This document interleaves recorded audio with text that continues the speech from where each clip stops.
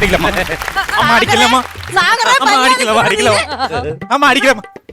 ഇവിടെ വരണുണ്ടായില്ലേ? നീ ഇവിടെ നിന്നാ 2 അടിയിൽ തീരും.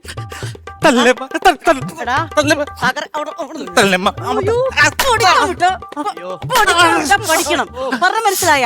പഠിക്കാൻ വിട്ടാ പഠിക്കണം. അതിനാണ് നിന്നെ സ്കൂളിൽ വിടുന്നത്. അവൻ മാർഗം വാങ്ങിച്ചോണ്ട് വന്നേക്കണ്. അവന്റെ മാർക്ക് ചേച്ചി എത്ര മാർക്ക്? അവന്റെ മാർക്ക് പറയണേക്കാളും നല്ലത് എന്റെ ഫോൺ നമ്പർ പറയണതാണ്. 9, 7, 4, 5. ബാക്കിയോട് പറയച്ചേ. 3 വിഷയത്തിന് ഫാൻസി നമ്പർ അല്ലേ?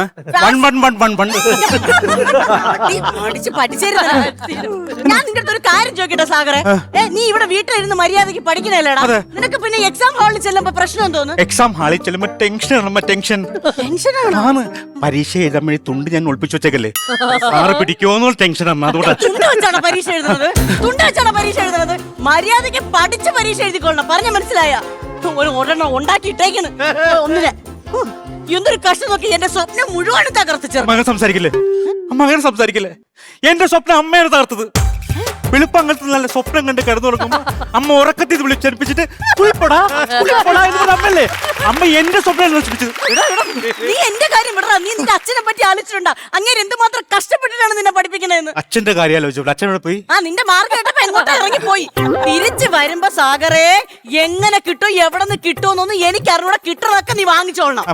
അച്ഛനോട് തല്ലെന്ന് എനിക്കൊന്നും പറയാൻ. Willy White toothpaste. Marakanda, brush before bed with Willy White toothpaste.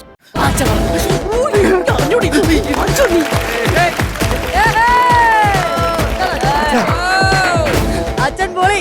അച്ഛാ എന്നെ തല്ലച്ച, എന്നെ തല്ലല്ലേ അച്ഛാ, തല്ലല്ലേ പ്ലീസ് അച്ഛാ, തല്ലല്ലേ അച്ഛാ പ്ലീസ്. അടിക്കൂല, നിന്റെ ദേഹത്തെ ഞാൻ കൈവയ്ക്കൂല. അതെന്താ കൊട്ടേഷൻ? അതാകുമ്പോ കയ്യോ കാലോ പറ്റി. അപ്പൊ ഞാൻ പരീക്ഷ എഴുതണ്ടേ? എന്തെന്നാ പഠിക്കണത്? പാച്ചാൻ മോണി പറഞ്ഞിട്ട് കാര്യമില്ല. സ്കൂളിൽ ചെന്നപ്പോ സാർ പറഞ്ഞറിയാമോ? 0 മാർക്ക്. 3 ഉപ്പിട്ട നാരങ്ങളും ഞാൻ കുടിച്ച് അറിയാമോ? സാർ മുമ്പ് ഇരുന്നോണ്ട്. പിന്നെ പഠിത്തം മലയാളം കണക്കെഴുതി വെച്ചിരിക്കുന്നു. കണക്കിന് കണക്ക. അവന്റെ പഠിത്തം ഇങ്ങോട്ട് നോക്ക്. കാര്യം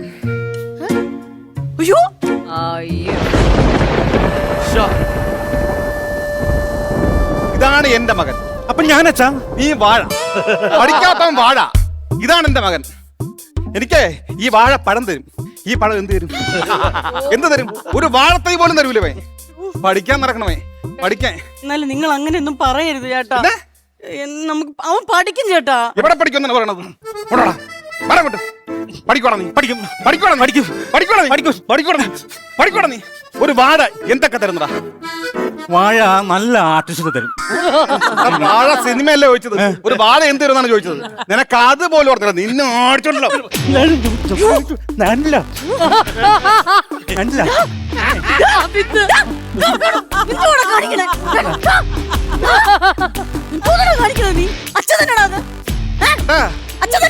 അടിക്കാൻ കൈ വാങ്ങിയിരിക്കണ്. ഇവളാണ് കല കൊടുക്കുന്ന പാലില് ഹോർലിക്സും ബൂസ്റ്റും. ഞാൻ ചിക്കൻ മാറ്റി കൊടുക്കും കടിച്ച് വലിക്കാൻ വേണ്ടി. അത് വലിച്ചോണ്ട് ഓങ്ങിയാണ്ട് അടിക്കേ. അച്ഛൻ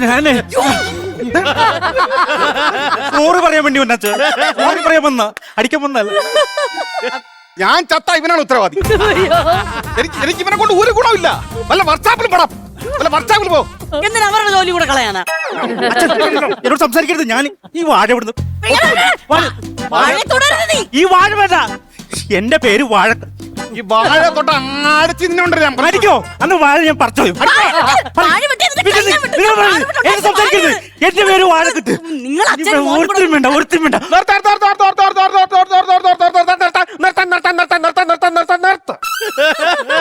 ഇതാരുടെ നൃത്തം കളിച്ചോണെന്നത്? അല്ലല്ല, ഞാൻ വിദ്യാധരൻ മാഷ്, നിങ്ങളുടെ പുതിയ അയൽവാസി വിദ്യാധരൻ മാഷ്. ഇവിടെ എന്ത് കാര്യം ചോദിച്ചത്? ഓ, രാവിലെ തൊട്ട് എന്തോ ഒരു ബഹളം, ഇവിടെ എന്തോ ഒരു ബഹളം. മനുഷ്യന്റെ തലവേദന എടുക്കുന്നു. അപ്പുറത്തും ഇപ്പുറത്തുള്ളവർക്ക് ജീവിക്കട്ടെ. എന്താണ് ഇവിടുത്തെ പ്രശ്നം? ഒരു പ്രോഗ്രസ് കാർഡിന്റെ പ്രശ്നം. ഒരു പ്രോഗ്രസ് കാർഡാണ് ഇത്രയും വലിയ പ്രശ്നം? ആരുടെ പ്രോഗ്രസ് കാർഡ്? എന്നിട്ട് നിങ്ങളുടെ മകൻ എവിടെ? ഇത് നിങ്ങളുടെ മോനാ? ഞാൻ വിചാരിച്ചു കൊറിയർ കൊണ്ടുവന്ന മാമനെന്ന്. അമ്മ പറയുന്നത് കേട്ടമ്മ, പറയുന്നത് കേട്ടമ്മ. അത് വേറൊന്നുമല്ല. അവനെ തോറ്റാണ് പഠിച്ചത്. ഇപ്പൊ 10ാം ക്ലാസ്സിലായതേ ഉള്ളൂ. അയ്യോ, ഒന്ന് ജയിക്കണം, അത്രേ ഉള്ളൂ. ജയിക്കണം. അയ്യോ, നിങ്ങളൊരു കാര്യം മനസ്സിലാക്കണം. കൊച്ചു കുട്ടികളല്ലേ, അവര് കളിക്കേണ്ട പ്രായമല്ലേ. അതിനിങ്ങനെ നിങ്ങളൊരു കാര്യം ഒരു കുട്ടിയെ എപ്പോഴും പഠിച്ചില്ല എന്ന് പറഞ്ഞ് പ്രോഗ്രസ് കാട്ടി അല്പം മാർക്ക് കുറഞ്ഞെന്ന് പറഞ്ഞു ഉടനെ കമ്പ് എടുത്തോണ്ട് പിറകെ ഓടുകയല്ല വേണ്ടത്. അവന്റെ മാനസികാവസ്ഥ നമ്മൾ മനസ്സിലാക്കണം കേട്ടോ. എന്ത് മാനസികാവസ്ഥ? അവനെ അടിച്ച് അവനെ പഠിപ്പിക്കണം. അടിച്ചു പഠിപ്പിക്കണം, അടിച്ച്. അടിയല്ല ഒന്നിനും ഒരു പരിഹാരം കേട്ടോ. അത് നിങ്ങൾ മനസ്സിലാക്കണം കേട്ടോ. ഈ അച്ഛനെന്നെ അടിക്കും, അച്ഛനടിക്കും. ഒരു കാര്യം മനസ്സിലാക്കണം, ആ കടന്ന് പറമ്പില്ലേ, അവിടെ ഞാൻ കളിക്കാൻ പോയ അച്ഛൻ അപ്പ അടിക്കും. അച്ഛൻ ആ പറമ്പിൽ ഈ കുട്ടി കളിക്കാൻ പോകുമ്പോൾ ഈ മനുഷ്യൻ അടിക്കുന്നു. നിങ്ങളൊരു പിതാവാണ്, നിങ്ങളൊരു കൊച്ചുകുട്ടിയുടെ പിതാവാണോ? നിങ്ങളൊരു കാര്യം മനസ്സിലാക്കണം. കുട്ടികൾ എപ്പോഴും പുസ്തകം എടുത്തോണ്ട് വീട്ടിനകത്തിരുന്ന് കുണുകുണുകുണാ പഠിച്ചാൽ മാത്രം പോരാ. അവർ പുറത്തിറങ്ങി കളിക്കണം, അവരുടെ സർഗവാസനകൾ ഉണരണം. അപ്പൊ എങ്കിലേ അവർ എക്സ്ട്രാ കരിക്കുലർ ആക്ടിവിറ്റീസ് വർക്കാവും. അത് നിങ്ങൾ മനസ്സിലാക്കണം കേട്ടോ. ആ ഗ്രൗണ്ടിൽ കളിക്കാൻ പോയതിന് നിങ്ങൾ എന്തിനീ കുട്ടിയെ അടിച്ചോ? എന്തിനടിച്ചെന്നാ? അവിടെ ഫുട്ബോൾ കളിച്ചോണ്ടിരുന്നപ്പോ ഇവന്റെ ഗോൾ പോസ്റ്റിൽ ചാരി ഇരുന്ന് മൊബൈലിൽ ഗെയിം കളിച്ചത്.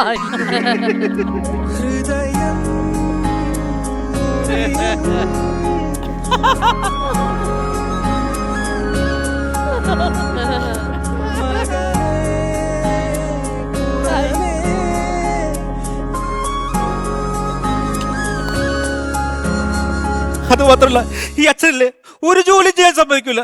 ഞങ്ങളുടെ വീട്ടിലൊരു കിണറുണ്ട്, പായൽ പിടിച്ച കിണർ.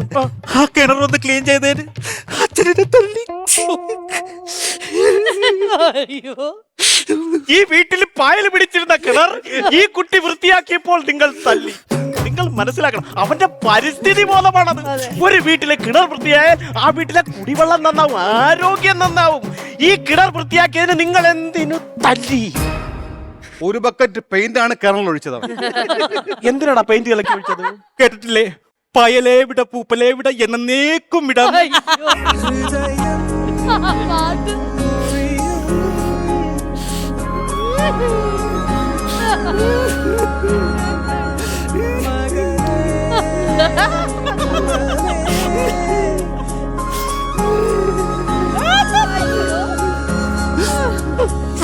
അപ്പൊ എങ്ങനെ പോവല്ലേ? പരിസ്ഥിതി ബോധം പോവല്ലേ?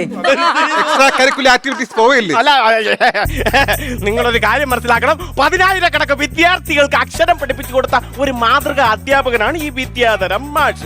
ഈ വിദ്യാധരൻ മാഷ് അങ്ങനെയൊന്നും പിന്മാറാൻ തീരുമാനിച്ചിട്ടില്ല. ഇവനെ ഞാൻ നന്നാക്കി എടുത്തിരിക്കും. നിങ്ങൾ നോക്കിക്കോ, അവന്റെ മനസ്സിൽ അവന്റെ മാനസികാവസ്ഥ എന്താണ് നമ്മൾ ആദ്യം മനസ്സിലാക്കണം. വാ. എന്താണ് അങ്കിളെ? മോനെ, നിന്റെ പ്രശ്നം എന്താണ്? ഞാൻ എല്ലാ പരീക്ഷക്കും തോക്കണങ്ങള്.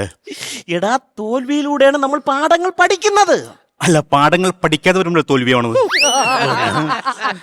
അങ്കിള്, ഞാൻ പറഞ്ഞു വന്ന അതല്ല.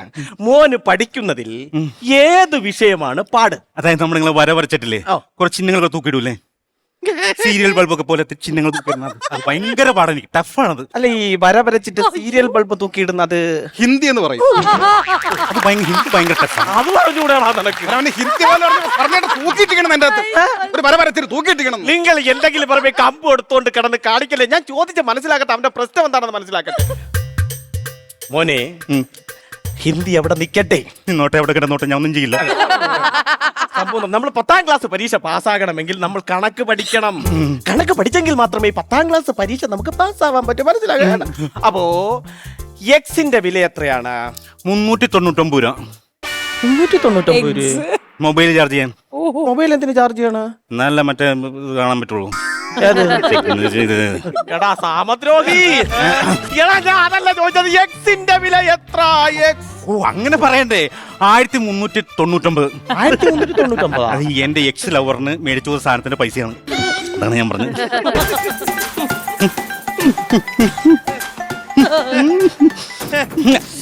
Willy White toothpaste. Marakanda, brush before bed with Willy White toothpaste. എടാ, എന്തെങ്കിലും ഒരു ചോദ്യം ചോദിച്ചു കഴിഞ്ഞാൽ ഉടനെ അതിന് മറുപടി പറയാൻ നിൽക്കുക. അത് ചിന്തിക്കണം ആദ്യം കേട്ടോ. ആദ്യം ചിന്തിക്കണം. ചിന്തിച്ചിട്ട് മറുപടി പറയാം കേട്ടോ.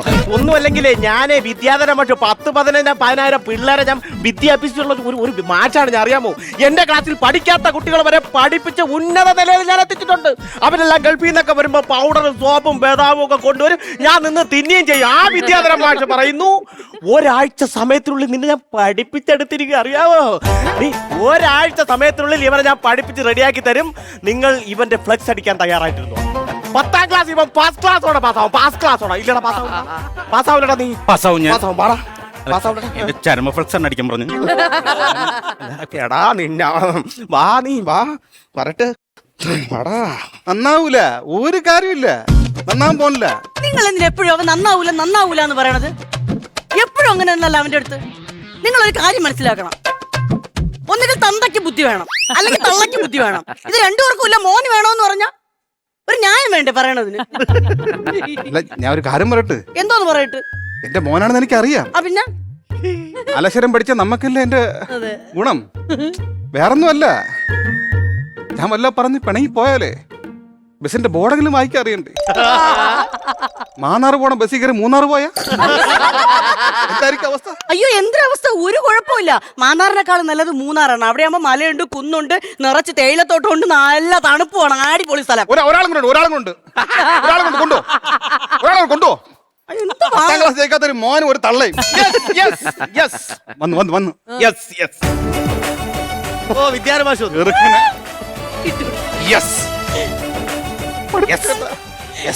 രക്ഷപ്പെടൂല്ലേ എന്റെ മോൻ? എന്റെ മോൻ രക്ഷപ്പെടൂല്ലേ? നിങ്ങൾ എന്താ പറഞ്ഞേ?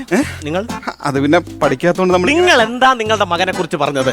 അത് വാഴാന്നൊക്കെ വാഴാന്ന് പറഞ്ഞു. എന്ത് കേട്ടില്ല ഉറക്കെ പറ.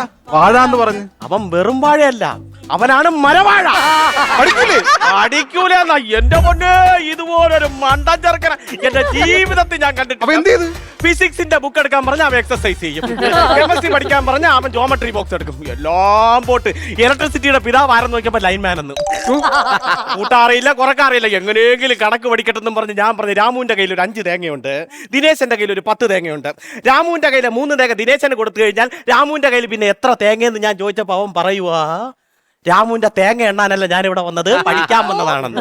സാറിന് അത്ര നിർബന്ധമാണെങ്കിൽ സാറ് പോയി രാമുവിന്റെ തേങ്ങ എണ്ണ. ഈ വിദ്യാധര മാഷിന് പോയി രാമുവിന്റെ തേങ്ങ എണ്ണാൻ പോണെ നിങ്ങളെ മകനെ കാരണം. ഇതുപോലൊരു മണ്ടൻ ചെറുക്കനെ ഞാൻ കണ്ടിട്ടില്ലേ എന്റെ പൊന്നെ. ഇതാണ് കറക്റ്റ് മരവാഴ എന്ന് പറഞ്ഞാൽ ഇങ്ങനത്തെ ഒരു മരവാഴ ചെറുക്കൻ. അതാണ് ഞാൻ പറഞ്ഞത്, ചെറുക്കനെ കൊണ്ടേ പഠിക്കാൻ പറ്റൂല, അവൻ ബുദ്ധി കുറവാണ്. മനസ്സിലായില്ലേ? നമ്മൾ പഠിച്ച പണി പറയണ്ട. ഇത് പാരമ്പര്യമാണോ? പാരമ്പര്യം എന്റെ ഒന്നും കിട്ടില്ല, അവളെ ഒന്നും കിട്ടിയതായിരിക്കും. ഒരു കുട്ടി സ്കിറ്റ് മുട്ടിയുന്നുണ്ട് കേട്ടോ. അതിലോ മണ്ടേ കയറിയിട്ടേ. ആണോ? ഡെയിലി കൊണ്ടേ കേറ്. അല്ലല്ല, അത് സ്കിറ്റ് അല്ല. രാമുവിന്റെ തേങ്ങയായിരിക്കും. ഇത് രാവിലെ തുടങ്ങിയല്ലോ, എന്ത് പറ്റി? അത് അത് അത്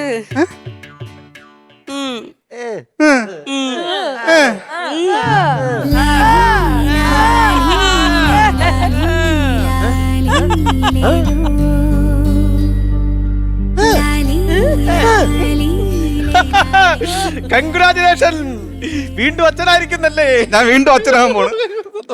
അത് സാഗർ. അപ്പൊ ഇത് ഹാഷിർ. അപ്പൊ വാഴ 2. ഏ ബനാനെ ഒരു പൂത്തരമോ, ഏ ബനാനെ ഒരു കാത്തരമോ, ഏ ബനാനെ ഒരു പൂത്തരമോ, ഏ ബനാനെ ഒരു കായ്ത്തരമോ. ഡാൻസ് കളിക്കണം നിന്നെ. വാഴ 2 ഹിറ്റായ എന്റെ സന്തോഷം. ഒരു കാര്യം പറയട്ടെ, ഈ വാഴ ഇങ്ങനെയായി.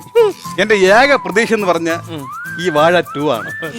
അക്കാര്യത്തിൽ നിങ്ങൾ ഒന്നുകൊണ്ടും പേടിക്കണ്ട. വാഴ ഇങ്ങനെയാണെങ്കിൽ വാഴ 2 തൂക്കിയിരിക്കും. വെറും തൂക്കല്ല, കൊലത്തൂക്ക്. ശരിക്കും പറഞ്ഞാ വാഴ 2-ല് നമ്മുടെ അശ്വതി ചേച്ചി ആയിരുന്നല്ലോ ആശ്വന്റെ ഉമ്മയായിട്ട് അഭിനയിച്ചത്. വീണ്ടും ഇവിടെ തിരിച്ച് അല്ല, സിനിമ തുടങ്ങുന്നത് അതെ. അശ്വതിയുടെ മുഖത്ത് Correct. വാഴ 2. 2 അതില് ഹാഷിറിന്റെ ഉമ്മയായിട്ട് അഭിനയിച്ചത് അശ്വതിയാണ്. അതിലും വലിയ സന്തോഷം എന്ന് പറയുന്നത് മലയാള സിനിമയിൽ ഈ കോടി ക്ലബ്ബ് ഇടയ്ക്കും മുറയ്ക്കും വന്നു പോണ ഒരു കാര്യമാണ്. അപ്പൊ നമുക്കിനി അഭിമാനിച്ച് പറയാൻ ചേച്ചി, കോമഡി മാസ്റ്റേഴ്സിനുണ്ട് ഒരു 100 കോടി അല്ലേ? എന്റെ മനസ്സ് പറയുന്നു അശ്വതിക്ക് ഈ പ്രാവശ്യം സ്റ്റേറ്റ് അവാർഡ് കിട്ടും. ടെലിവിഷൻ അവാർഡല്ലേ? അല്ല, അതിന്റെ ഇടയിൽ കൂടെ സത്യം പറയാം, സീരിയസ്ലി. Thank you. ചേച്ചിയുടെ നാവ് പൊന്നാവട്ടെ. അത് ഭയങ്കര ഒരു വാക്കാണ്. ഈ അവസരത്തിൽ എന്താണ് അശ്വതി ചേച്ചിക്ക് പറയാനുള്ളത്? ഞാൻ ഭയങ്കര എക്സൈറ്റഡ് ആണ്. ഞാൻ ഭയങ്കര സന്തോഷമാണ്. കാരണം കുറേ നാളത്തെ കാത്തിരിപ്പിന് ശേഷമാണ് ഒരു ഫിലിമിൽ അഖിൽ പറഞ്ഞ പോലെ സിനിമ കാണാൻ പോയിരുന്നപ്പോഴേ ഫസ്റ്റ് ഷോട്ട് ഇങ്ങനെ ഒരു വാഴ വെട്ടുന്നതാണ്. അത് കഴിഞ്ഞിട്ട് ഞാൻ എന്നെയാണ് കാണുന്നത്. എനിക്ക് ആ മൊമെന്റ് വരെ അറിയില്ല ആ ഫിലിമിൽ അവിടെ ഞാനാണ് വരുന്നതെന്ന് എനിക്ക് അറിയില്ല. കാരണം ഞങ്ങൾക്ക് പ്രിവ്യൂ ഒന്നും ഉണ്ടായിട്ടില്ല. ഞങ്ങൾ എല്ലാവരും തിയേറ്ററിലാണ് ആ സിനിമ കാണുന്നത്. ചേച്ചി അപ്പം ഞാൻ അവിടെ ചെന്ന് നിന്നപ്പോൾ ഞാൻ ഞെട്ടിപ്പോയി ചേച്ചി. പിന്നെ അവിടെ നിന്ന് ഒരു 10 മിനിറ്റ് 15 മിനിറ്റോളം ഞങ്ങളുടെ സ്റ്റോറിയാണ് പോകുന്നത് സിനിമയില്. അപ്പൊ ഫസ്റ്റ് ഷോട്ട് എന്നെ കാണിച്ചിട്ട് ആ ഫിലിം പൊട്ടിയില്ലല്ലോ. 100 കോടിയാണ്. അപ്പൊ ഐശ്വര്യമുണ്ട്, അതൊക്കെ ഒരു സന്തോഷം, ഭയങ്കര സന്തോഷമാണ്. പിന്നെ എന്തോ എനിക്ക് അറിഞ്ഞൂടെ എന്തോ. ഒരു പേരൂടെ പറയണം, നമ്മള് കണ്ണൻ ചേട്ടൻ, കണ്ണൻ സാഗർ. കണ്ണൻ ചേട്ടൻ ഇപ്പൊ ഹോസ്പിറ്റലിൽ നിന്നുണ്ട്, റിക്കവറായി പുറത്ത് വന്നിട്ടുണ്ട്. അപ്പം അതും ഭയങ്കര സന്തോഷം. കണ്ണൻ ചേട്ടൻ നമ്മുടെ ഫ്ലോറിലെ ആളാണ്. പിന്നെ ഏറ്റവും വലിയ സന്തോഷം എന്റെ ഐശ്വര്യമാണ് ലേഡി. ഞാനാണ് ഇവളുടെ ആദ്യത്തെ നായകൻ. വേറൊരു കാര്യം വെച്ചാൽ മൊത്തത്തിലൊരു സന്തോഷം എന്താണെന്ന് വെച്ചാൽ ഈ സിനിമയിലും മെയിൻ ആയിട്ടുള്ള അച്ഛൻ, അമ്മ, അല്ലെങ്കിൽ ആ ഡെപ്ത് ഉള്ള ക്യാരക്ടേഴ്സ് എല്ലാം ചെയ്തിരിക്കുന്നത് മിമിക്രിക്കാരാണ്. അതെ. പക്ഷെ നോബിച്ചേട്ടൻ അസീസൊക്കെ ഓൾറെഡി പടങ്ങൾ ചെയ്തു, അവർ ഫലിപ്പിച്ച് അങ്ങനെ നിൽക്കുന്ന ടൈമിലാണ് വാഴ ചെയ്തത്. പക്ഷെ നമ്മൾ ആരും അങ്ങനെ അല്ല. ഇപ്പൊ ബിജുക്കുട്ടൻ ചേട്ടൻ മാത്രമാണ് അങ്ങനെ എനിക്ക് തോന്നിയിട്ടുള്ളത്. ബാക്കി വിനോദ് കെടാമെങ്കിലും, വിനോദേട്ടനാണെങ്കിലും, കണ്ണൻ ചേട്ടനാണെങ്കിലും, ഞാനാണെങ്കിലും ഒക്കെ, സെൽവൻ ചേട്ടനാണെങ്കിലും ഒക്കെ മിമിക്രിയിലെന്ന് വന്നിട്ട് ഒരു സിനിമയിൽ ഇത്രയും ഡെപ്ത് ഉള്ള ക്യാരക്ടർ ചെയ്യാന്ന് പറഞ്ഞു കഴിഞ്ഞാൽ അതിന് സത്യം പറഞ്ഞു കഴിഞ്ഞാൽ എന്റെ സ്ക്രിപ്റ്റ് റൈറ്റർ വിപിൻ ദാസ് സാറിനാണ് അതിന്റെ നന്ദി പറയേണ്ടത്. പുള്ളി ഇനിഷ്യേറ്റീവ് എടുത്ത് പുള്ളി അങ്ങനെ കാസ്റ്റ് ചെയ്തില്ലായിരുന്നെങ്കിൽ ഒരുപക്ഷെ നമുക്ക് ആർക്കും അങ്ങനെ ചെയ്യാനുള്ള ഒരു അവസരം കിട്ടൂലായിരുന്നു. പിന്നെ വിപിനാണ് എന്നെയും ഗുരുവായൂരമ്പലം അതാണ് ഒരു ജീവിതം മാറ്റി മറിക്കുന്നത്. സത്യം. ഒരുപാട് പേരുടെ ലൈഫിൽ ഒരു ഒരു ചേഞ്ചിങ് ഒരു ഇത് കൊണ്ടുവന്നത് പുള്ളി തന്നെയാണെന്ന് തോന്നി. പുള്ളി മിമിക്രിക്കാരെ ഭയങ്കര ഇഷ്ടമാണ് കേട്ടോ. മിമിക്രിക്കാരെ സ്നേഹിക്കുന്ന ഇപ്പോഴത്തെ ഇതിലൊരു കാരണം എല്ലാരും പറയും മിമിക്രിക്കാർ സിനിമയിൽ വന്ന ഓവറാണ്, ഹിറ്റ് കളിച്ചിട്ട് പോകും. ഈ പറഞ്ഞ മിമിക്രിക്കാരാണ് ഇപ്പൊ വാഴ 1 വാഴ 2 സൂപ്പർ ഹിറ്റായിട്ട് പടം ചെയ്തുകൊണ്ട് അത് അവർക്കുള്ള ഏറ്റവും വലിയ മറുപടിയാണ്. കാരണം വിപിനാണ് ഇത്രയും എനിക്ക് തോന്നുന്നു മിമിക്രിക്കാർക്ക് ഏറ്റവും കൂടുതൽ അവസരം കൊടുത്തിട്ടുള്ളത് അല്ലേ? അല്ല, ഇപ്പൊ ഞാൻ പറയട്ടെ, പാലേരി മാണിക്യം ചെയ്യുന്ന സമയത്ത് എനിക്ക് തോന്നുന്നു നമ്മൾ 2-3 മെയിൻ ആർട്ടിസ്റ്റ് അല്ലാതെ ബാക്കി എല്ലാരും തിയേറ്റർ ആർട്ടിസ്റ്റ് ആയിരുന്നു. എല്ലാരും പുതുമുഖങ്ങളാ. പക്ഷെ ഒരാളും ഒരു ഡയലോഗ് പറഞ്ഞിട്ടില്ല. പക്ഷെ ഒരു മാസത്തെ ഒരു എന്താ പറയാ വർക്ക്ഷോപ്പ് കഴിഞ്ഞിട്ട് അസാദ് പൊക്കൻ എല്ലാരും വന്നില്ലേ? എത്ര ആൾക്കാരാണ് അതിന്ന് കേറി വന്നത്. അപ്പൊ അതിന് അങ്ങനെ പറയുന്നത് തന്നെ റോങ് ആണ്. ആർട്ടിസ്റ്റ് ആണ്, ഏത് മേഖലയിലാണെന്നല്ല പറയേണ്ടത്. It's not mimicry and all. നമുക്ക് മിമിക്രി എന്ന് പറഞ്ഞാൽ ഏറ്റവും ഡിഫിക്കൽട്ടായ ഒരു ജോണറാണ് സിനിമയിൽ. പക്ഷെ എന്ത് റോള് ചെയ്താലും ഈ വേദിയിൽ കിട്ടണ അശ്വതിക്ക് ഓരോ ടൈപ്പ് ഓഫ് ക്യാരക്ടേഴ്സ് അതിന് സൂപ്പർബായി അശ്വതി ആയിട്ടല്ല ചെയ്യണത്. അതുകൊണ്ടാണ് Aswathy you have a range. And ഇവിടെ നിങ്ങളെ എനിക്ക് തോന്നുന്നു ഏറ്റവും ജാസ്തി നന്നായി സെലക്ട് ചെയ്യും നമ്മുടെ ഡയറക്ടർ അനുജ്. പിന്നെ ലാലിന്റെ ഒരു സ്ക്രിപ്റ്റ്, ലാലുവിന്റെ സ്ക്രിപ്റ്റ് അസാധ്യം സ്ക്രിപ്റ്റാണ്. ഹാഷിന്റെ പറ്റി വാക്ക് പറയട്ടെ. ഹാഷിനോട് ഇത് ഹാഷനല്ല, ഇത് ബഷീർ. എന്തായാലും ഭയങ്കര നൈസ് പെർഫോമൻസ് ആയിരുന്നു. അതുപോലെ തന്നെ wishing you all the very best. ചേച്ചി പറഞ്ഞാൽ അവാർഡുകൾ ലഭിക്കട്ടെ, നിങ്ങൾക്ക് എല്ലാവർക്കും ഇനിയും സിനിമകളും ലഭിക്കട്ടെ, ചെയ്തോണ്ടിരിക്കുന്ന സിനിമകളും ഹിറ്റ് ആവട്ടെ. അതാണ് പറയുന്നത്. ഓക്കെ.